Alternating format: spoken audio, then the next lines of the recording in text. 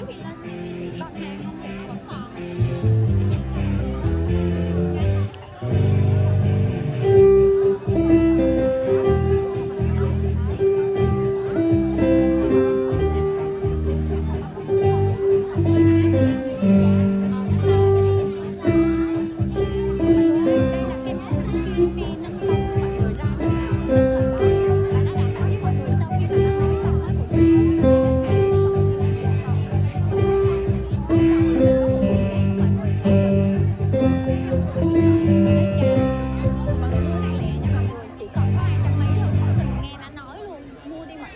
Xin chúc mừng ba bạn đã thể hiện rất tốt phần trình diễn của mình.